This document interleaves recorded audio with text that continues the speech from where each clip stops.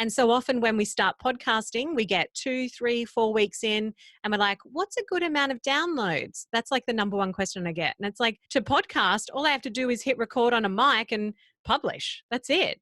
So we forget that these numbers are human beings and they're coming to listen to you. That is powerful.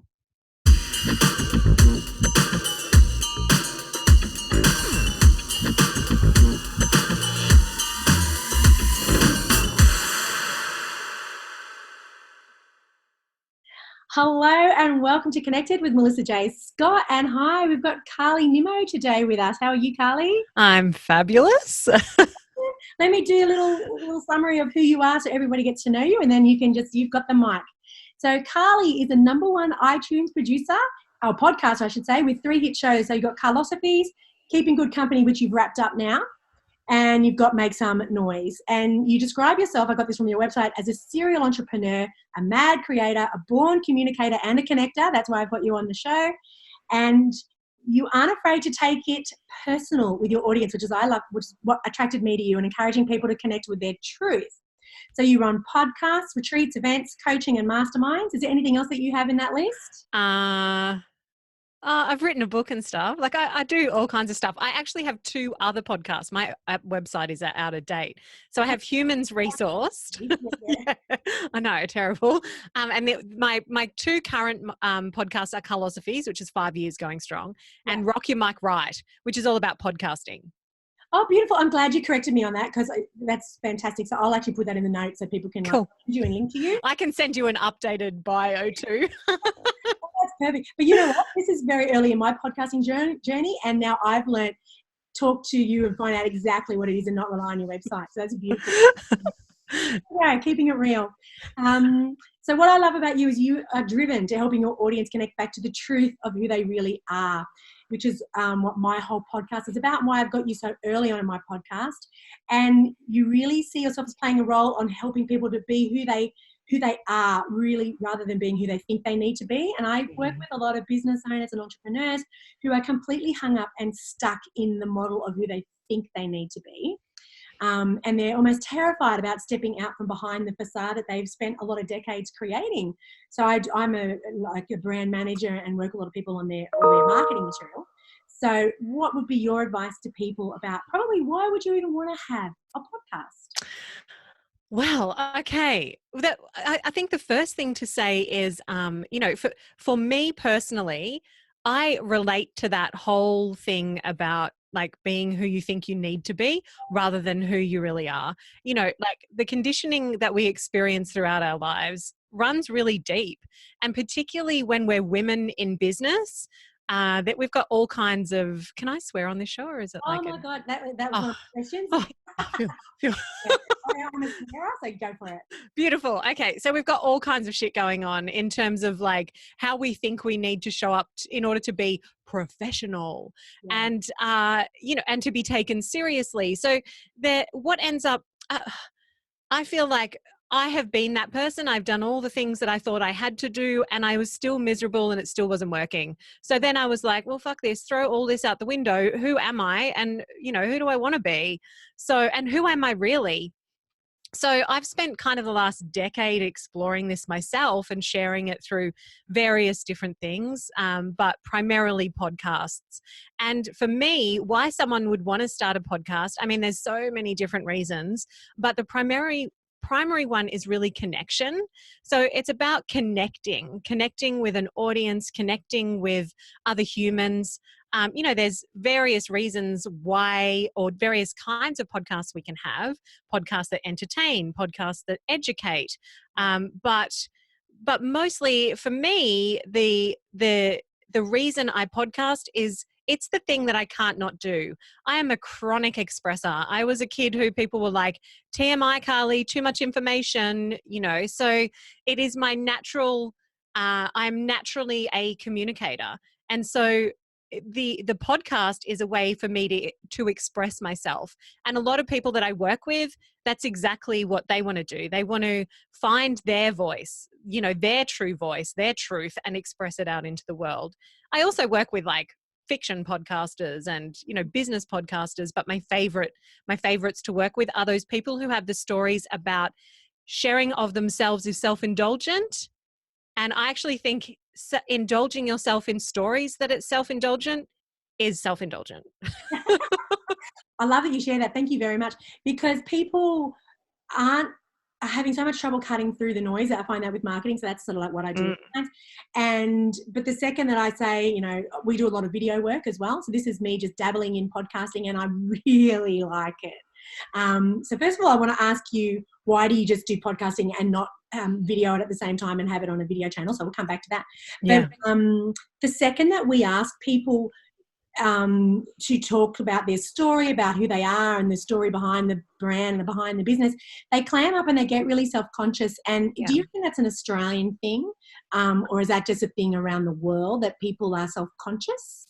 I think it's a thing around the world. I have a lot of clients in the US who, as an Australian, you would think, well, you know, they're all about celebrating. They don't have the tall poppy thing going on there. So, you know, why would they have issues? But a lot of people have, you know, they feel like sharing. You know, one of my dearest friends is also a podcaster, and she works with her voice a lot, and she's actually done some incredible work. She's an actress, and she's done some huge jobs with huge clients, and she was sharing none of it with her audience.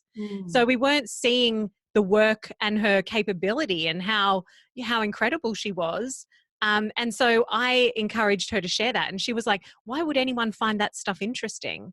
But they do. People want to, like, it's now more important than ever that people connect with you on a human to human level.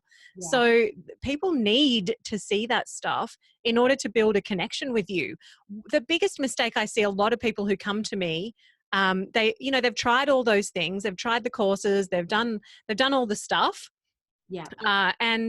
But it's all generic and the same. They haven't found their uniqueness, and they're not sharing them with the world. And the moment they break through their resistance to that and they start doing it, things start to shift, because people can see them and they can connect to them, particularly if you're in a coaching or a consulting space. I think it could be a little bit different for retail. But you know, when you are a big part of your business, people need to know you. They need to really go, you're my person. And they can't do that when you've got a mask on. And people can feel that now. I was just going to say that. And it's not a conscious thing. It's just a feeling, isn't it? So, you know, if someone's slunging it on, that's why I said you can swear on this show. Because, You're like having a muzzle on me. Not good. I've sort of like touched on you a little bit. And I find like the second we get into a meeting anyway, even in a corporate space, the second somebody just lets an F-bomb fly, right, the whole tone of the meeting turns to a much better space, and it's like, oh yay. Cool.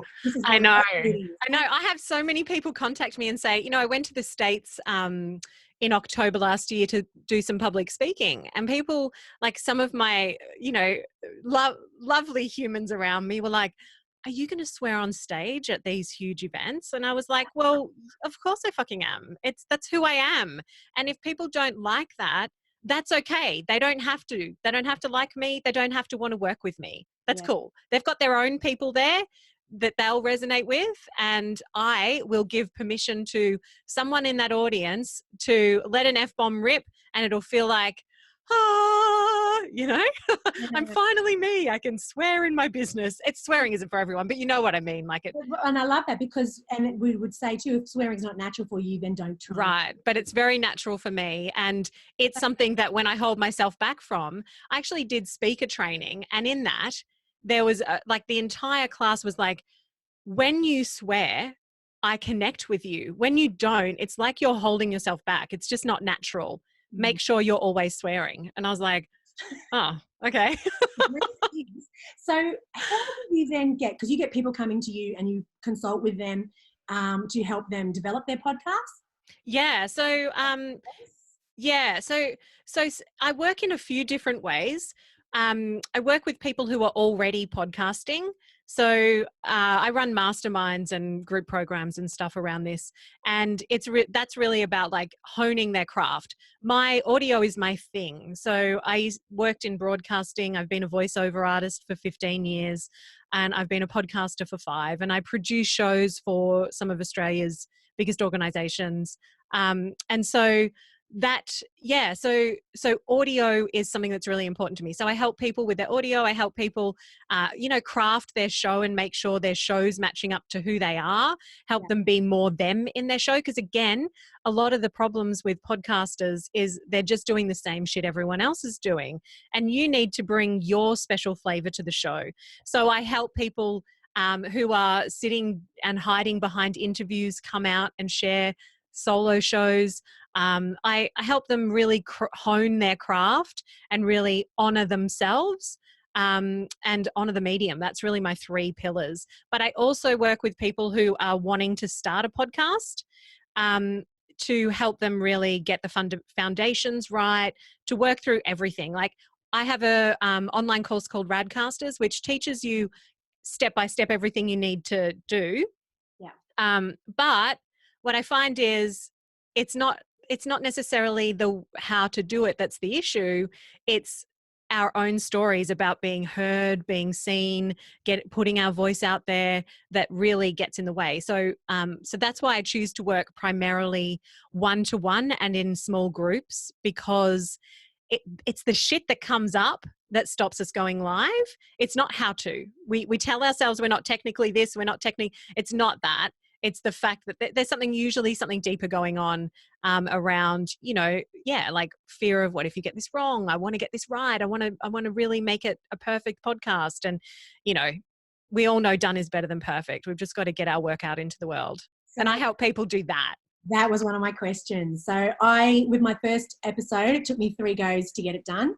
The first two attempts, I was outdoors because I'm very big on nature. So I wanted to be authentic. I was down by my favorite river, except I didn't count on all the boats whizzing past, dogs, people just walking into the shot, and like just friends walking past. Like it was pretty funny. Then there was a thunderstorm.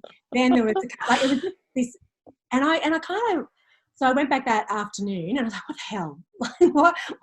What is the universe saying to me? Yeah. In my head, I concocted a story that it was, I think I need to script this and then do this inside with, my setup with a teleprompter and deliver this perfectly. So, so what's your take on perfect versus imperfect, scripted versus off the fly? So I am all about finding ways, whatever works for you. We all work so differently, and it's about finding things that honor the way you show up in the world and the way that you feel comfortable. I have this, this is thanks to one of my students actually.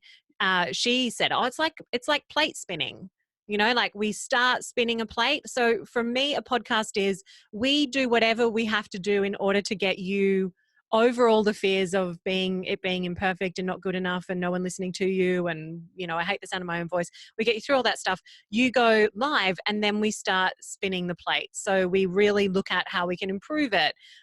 But you've got to have some skin in the game first, because if you're just constantly perfecting, all you're doing is staying in the perfecting. You're actually not impacting anyone else, because your message is staying inside your head. It's not actually reaching anyone.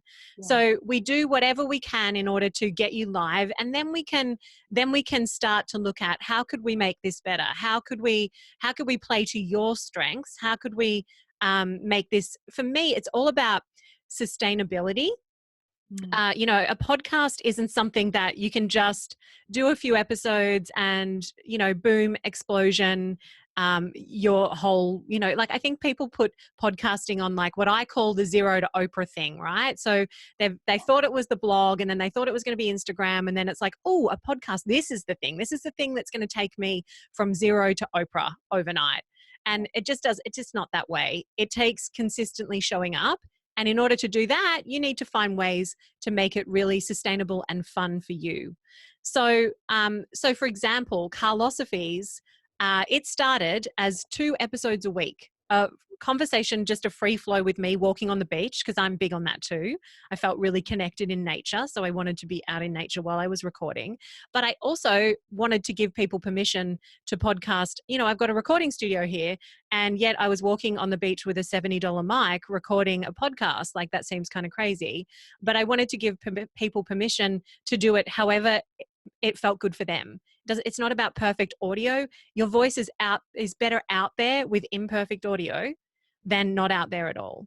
I love So yeah, so it's just about like finding ways to get past all those hurdles in order to get you live, and then you start spinning the plates.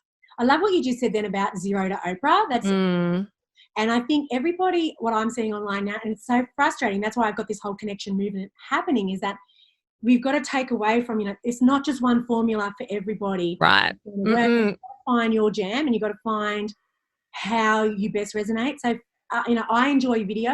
I'm enjoying this podcasting too, but I sort of like to do the video with it.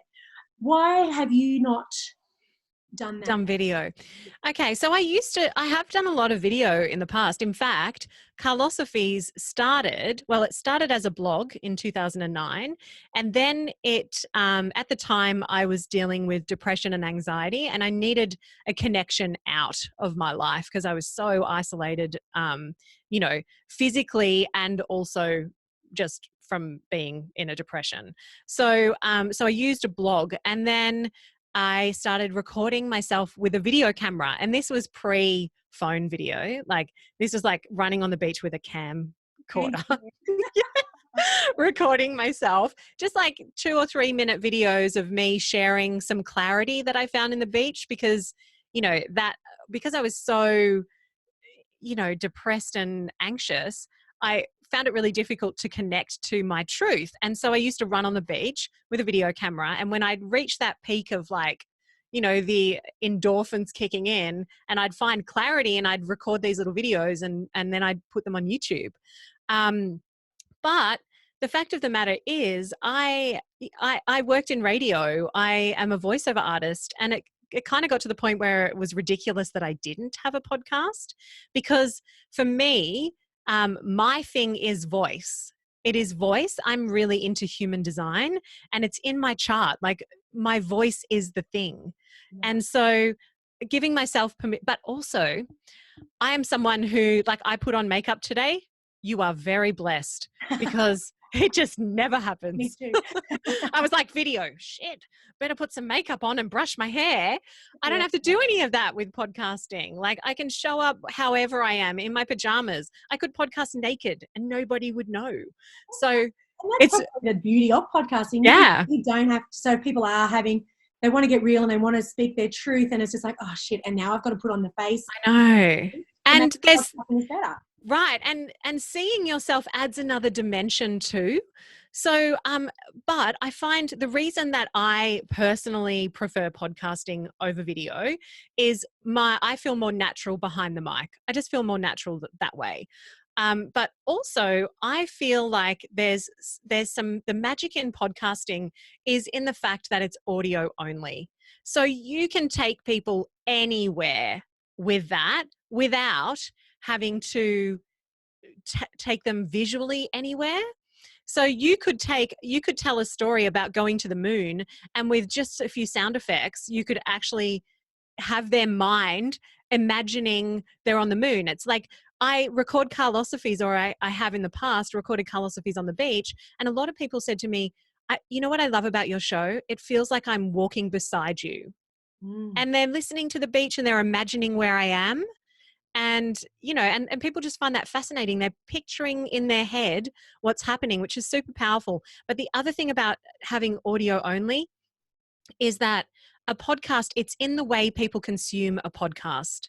So if you think how we're listening to podcasts, we know that most people are listening when they're in the car driving, when they're walking their dog, when they're like, not that I even own an iron, but like if they're ironing or they're like cleaning or whatever, they're doing something else while they're listening to you. And it's like you've been invited into the most sacred of places, their head. like actually into their head. And there's a power to that. There's a power to that invitation that happens when people choose to listen to you and invite you into the most sacred of their spaces. So for me, and also sound is primal. You know, the first thing we have is listening to our mother's heartbeat. Like that, and you think about how sound is used, like it's tribal.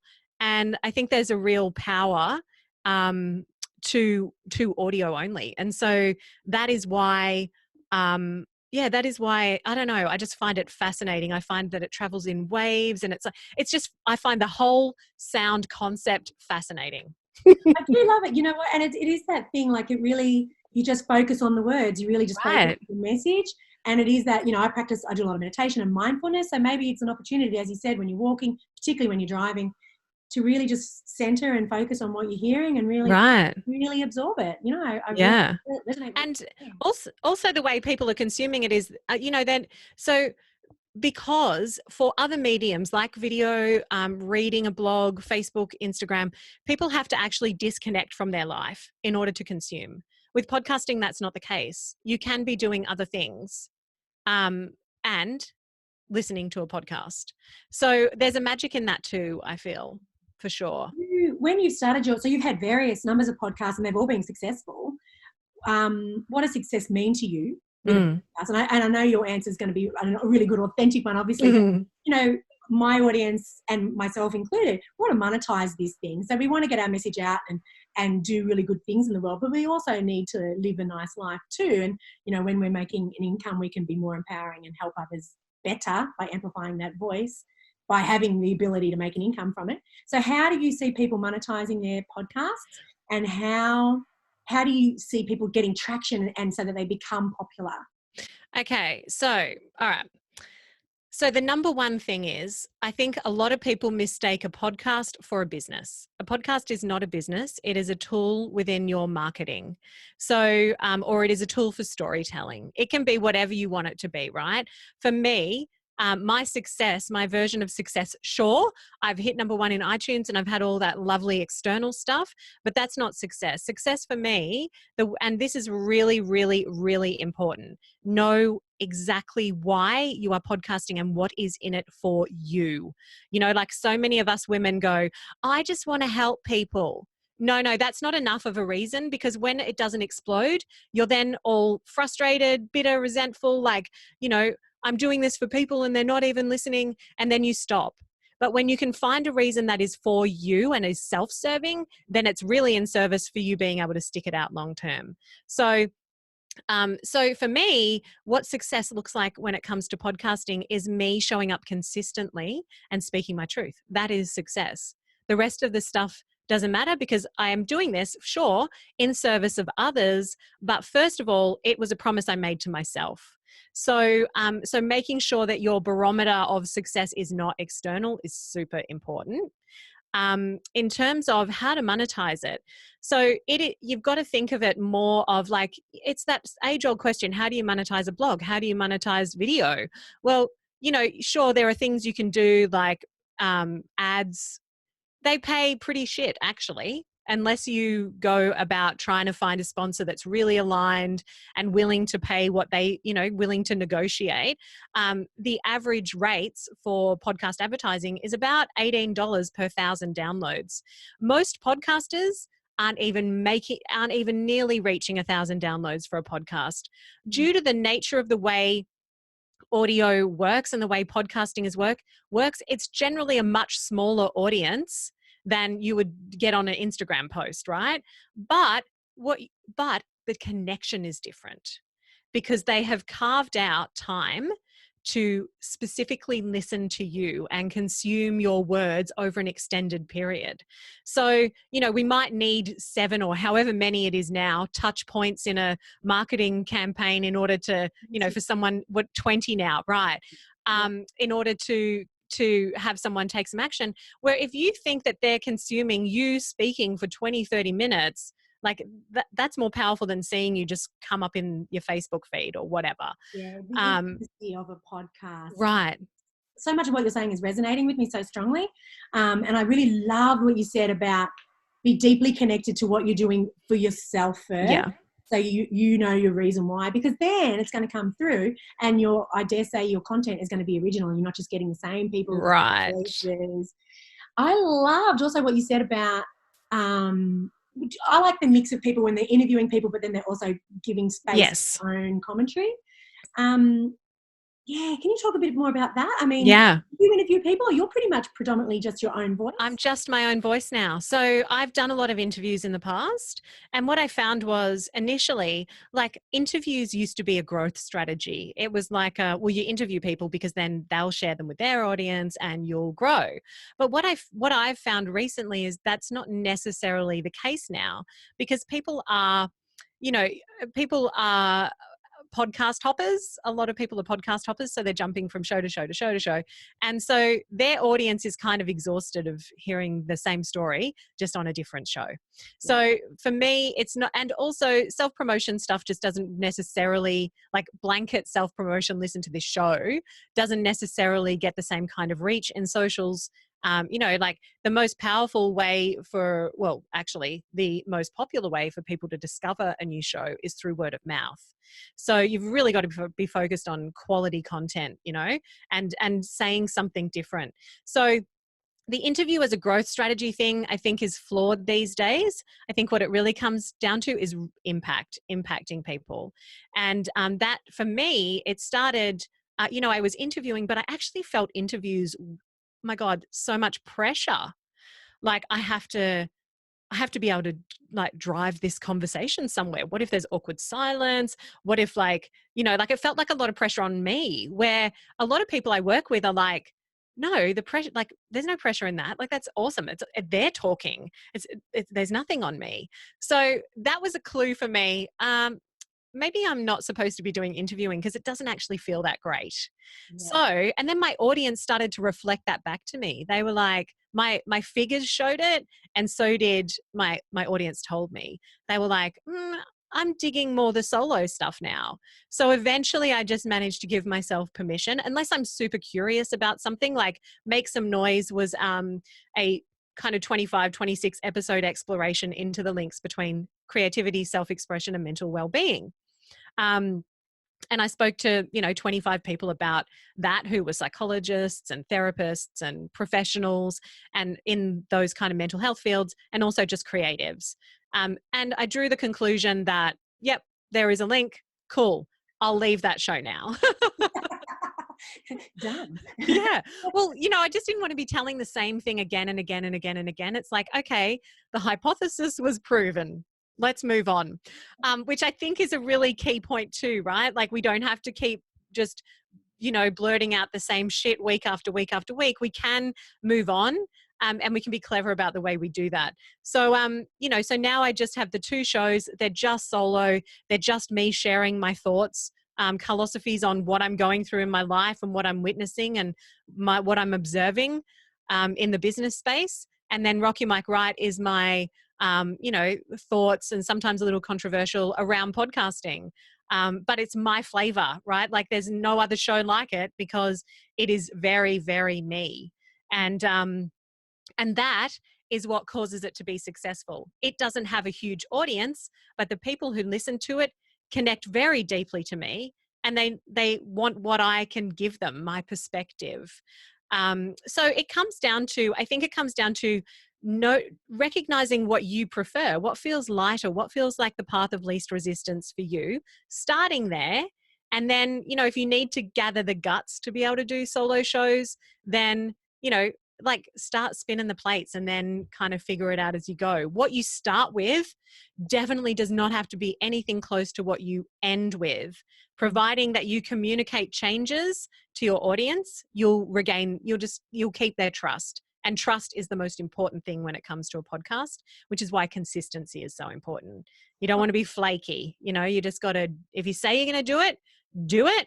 And if there's going to be a change to that, that's cool. Make sure it's communicated to your people so you don't ruin the trust that you've worked really hard to gain. The other, one last thing that I want to say on that is, when it comes to, like, you know, downloads and figures and success, one thing that I like to frame it as is like, as a person who does a lot of public speaking, if I'm invited to speak to a room of 50 people and they've all come just to see me, do you think I would do that? You bet your sweet ass I would, because I know it's a really great opportunity for me to connect with people, human beings. And so often when we start podcasting, we get 2, 3, 4 weeks in and we're like, what's a good amount of downloads? That's like the number one question I get. And it's like, how many people would you, first of all, in order to go and do public speaking, I have to have been invited or have to have pitched myself. I also have to get up in the morning, pick out an outfit that isn't sloppy, put on some proper shoes, wear makeup, and have planned something to talk about to reach 50 people. To podcast, all I have to do is hit record on a mic and publish. That's it. Mm. So we forget that these numbers are human beings and they're coming to listen to you. That is powerful. God, I love what you just said. I'm just resonating on every level with it. It's so exciting because it's exactly what I'm trying to do with my podcast, which is the whole connected theme. And it's about stripping back and what you said about numbers being people, human beings, and it only takes one influential human being that could completely change your life. 100%. So treat every single number with absolute respect. So when you talked about trust, so you're talking about turning up on time. If you say your podcast comes out on Wednesday, it comes out on Wednesday. Is that what you mean? 100%. Yep. Just honor your word. Like, I say that the number one thing with podcasting is consistency, but consistency doesn't mean a certain thing.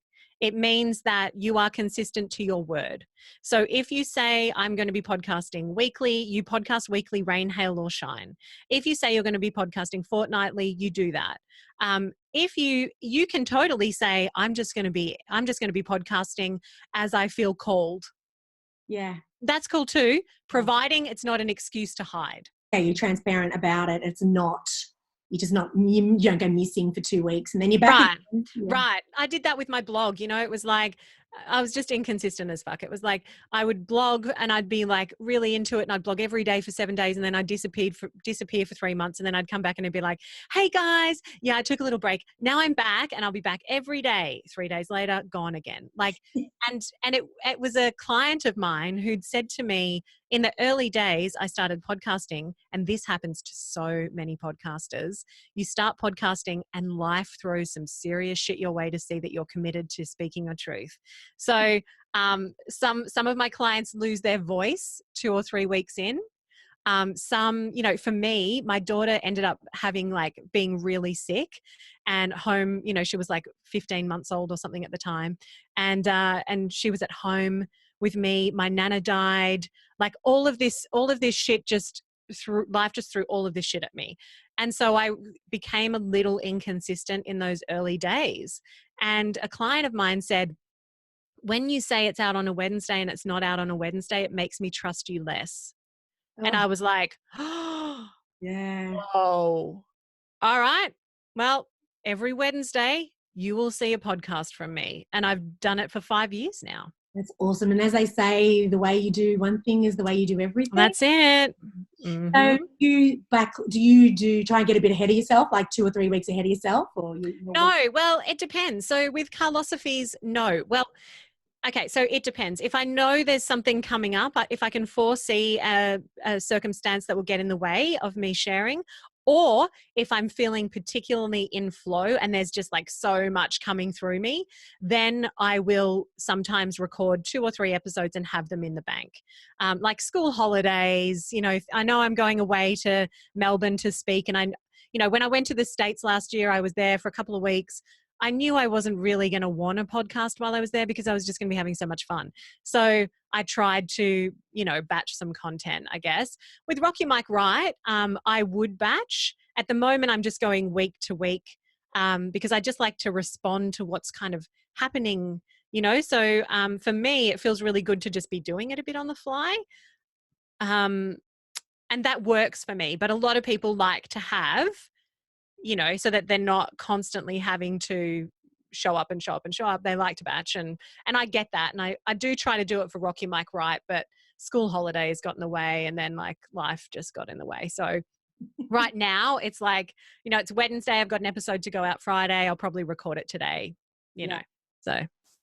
Can we get personal, Karly? Yeah, sure. I reached out to you last week and you sent out this gorgeous newsletter, and our inbox is full of just crap, and it's just full of stuff, and like yours, as soon as it comes out, there's a fuck in the first couple of lines.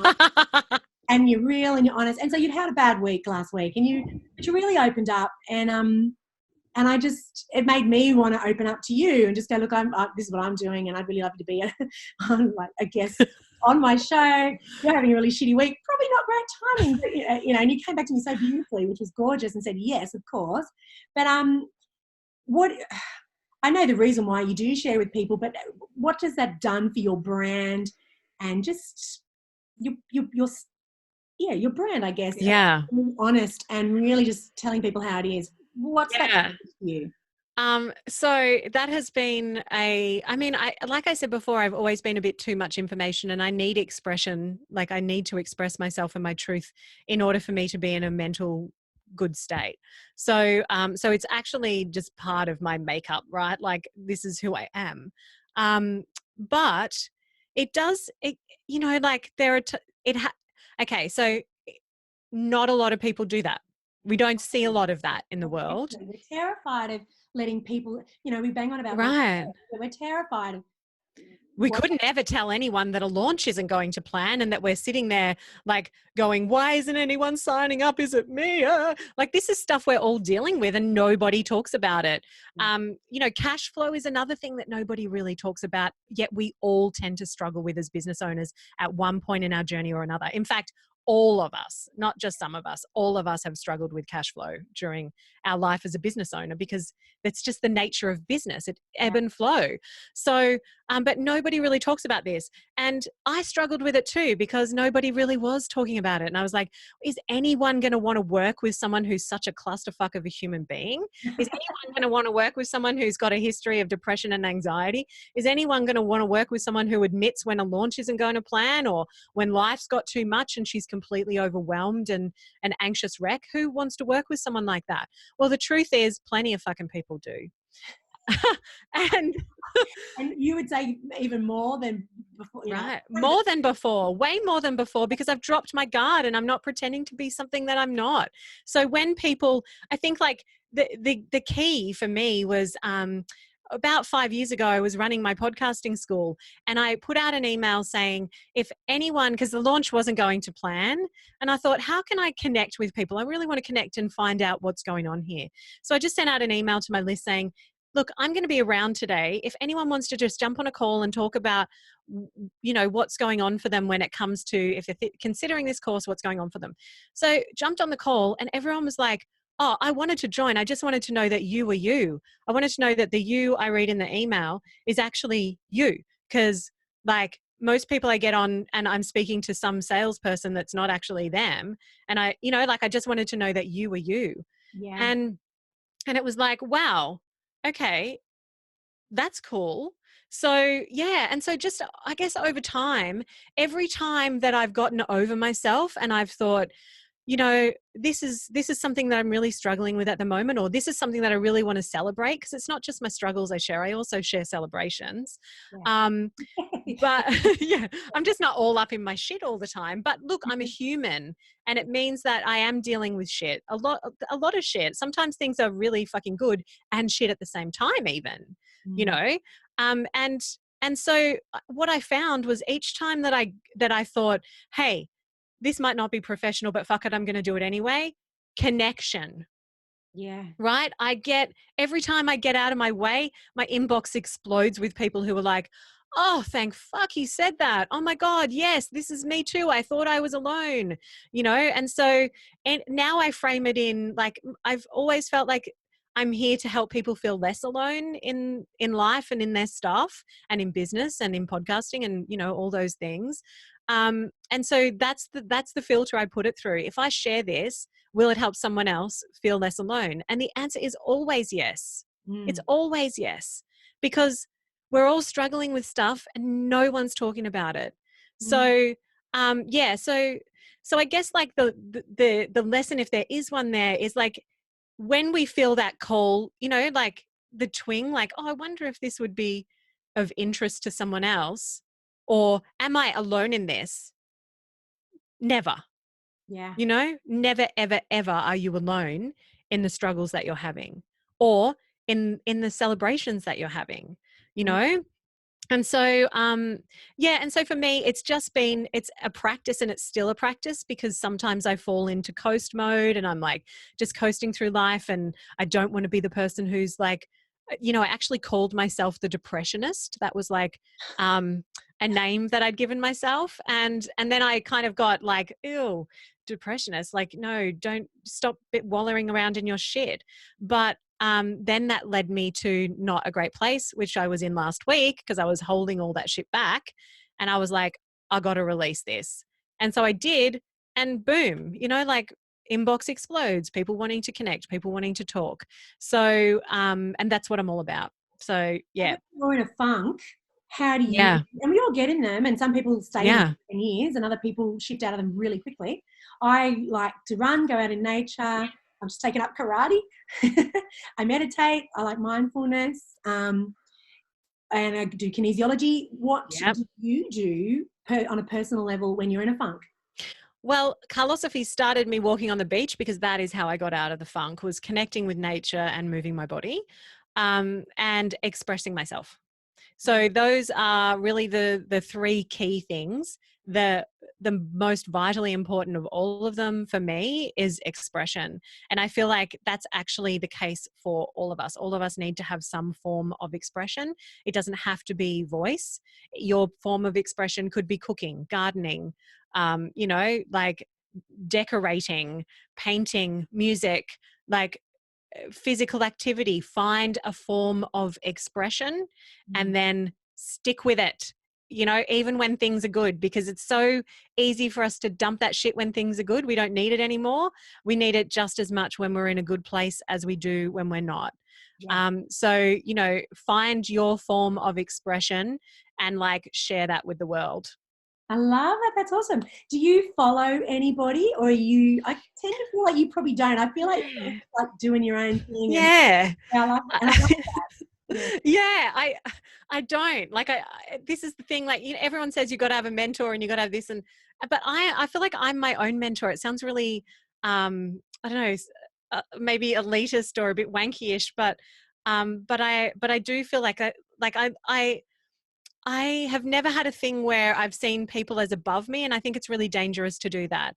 The moment we outsource our intuition for the guidance of others, I feel like, yeah, I mean, there's places we can work with people to help us connect into that, but the moment we start outsourcing our life to others, it's a really dangerous place to be. And the moment we start pedestaling people, people can fall from pedestals. And they often do.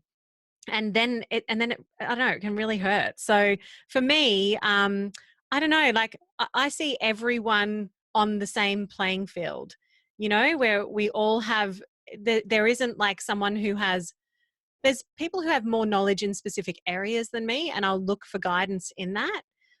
So for human design, I love human design. I love to self-study, but I also love to learn from other people. But what I'm very careful about is putting someone into the position of power over me. I have the ultimate power over myself. So I don't, and also it's necessary for me to have blinders on a lot of the time in order for me to stay connected to my truth, so that I'm not being influenced by what I'm seeing out there, and then morphing myself into something that I think I should be, because this person's clearly successful. So I need to be doing more of what that person's doing.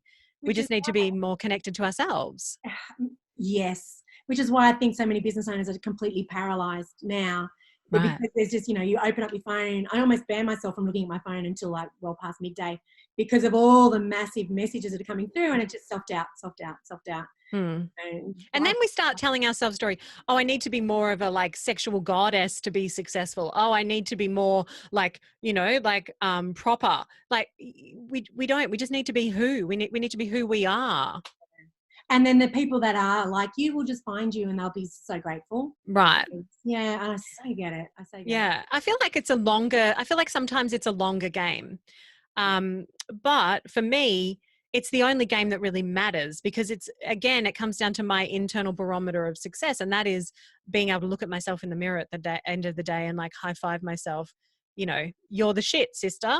So, and I can't do that when I'm not being in integrity with myself. And when I'm trying to be someone else, when I'm trying to play another person's game, I can't high five myself in the mirror at the end of the day. So, so it's just really important for me personally to do that. And I feel like it can be a longer game, because sometimes we can, but we never really skip steps. So we might find success in some areas, and then I have a lot of people come to me who have a lot of success, and they're like, oh, this isn't what I want to be doing. I hate showing up talking about this shit all the time. I'm so fucking bored of my business. And then they come to me for permission to be them. Yeah. That's such a common, being not in love with your business and not resonating with what you do is an epidemic proportion. Yeah, totally. If you lost your voice tomorrow. Oh my God. I know. Touch wood. No, I can't even think about it. I actually did. I got nodules many years ago. Oh, did you? Yeah. For years. I used to be a bit of a singer, and I had a lot of head shit going on, and my body gave me nodules. Wow. And it took me decades to get over it and find my voice again. That's a story. And I should talk about that. And when I feel funny, my voice goes. Yeah. Now I'm getting vulnerable. It'll crack. Yeah, the throat chakra. Like it's there and it's telling you. Yep. That's why people lose their voice a few weeks after they start podcasting, because their, throat chakra is a little scratchy. They haven't used it. So yeah. So if you lost your voice, what would you do? I'd be writing. I'd still be using, you know what, if I lost my voice, I'd probably, there'd be a couple of things that I'd be doing.